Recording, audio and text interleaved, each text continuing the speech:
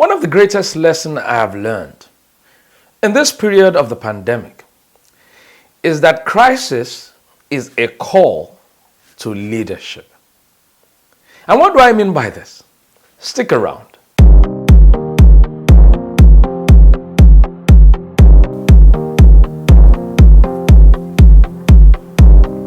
In February of this year, I heard it clearly in my spirit to begin to unlearn and relearn leadership. I had no idea what was coming until when this pandemic started. And I heard it in my spirit again that crisis is a call to leadership. I didn't hear this from anywhere. I got it straight into my spirit that crisis is a call to leadership. What does this mean? See, leadership is influence, nothing more, nothing less. Like in the words of John Maxwell, leadership is influence, nothing more, nothing less. It's the capacity to influence people. And there is no better time than in the time of crisis to influence people.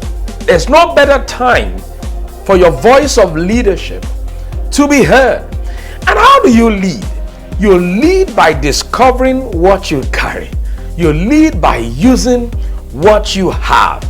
This is a season to ask yourself, what do I have?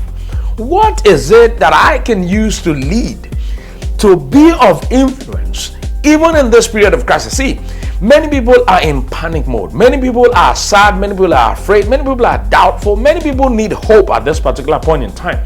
But there is something on your inside. And within this period of crisis, you must call out to that thing. Crisis is a call out for the leader that is in you. How do I know this? There are several biblical references to this that I'm talking about. Number one, there was a woman, a widow, who was in crisis because it was a period of famine. And a prophet got to her while she was about to die and her son, and they had just a meal left. And it was very strange. The man of God, the prophet, said, "What do you have?" If we were to analyze that scripture, you probably think the man of God is mean. I mean, someone has a meal only to just eat and die, and you said they should bring that meal? And the man said, "Make mine first." The prophet said, "Make mine first." Listen, crisis is your call to give responsibility to your abilities. Every ability that God has given you must be stirred up in times of crisis. That is your leadership. I want to speak to somebody watching this right now. That thing that you have on your inside, that gift, that talent, that voice that you have is the deliverance of many, even in this time of crisis. And if you refuse to answer this call of leadership, you will be denying nations, you'll be denying many lives, you'll be denying many destinies of the influence that you carry. And guess what? Post-COVID, post-crisis, you will remain silent for life.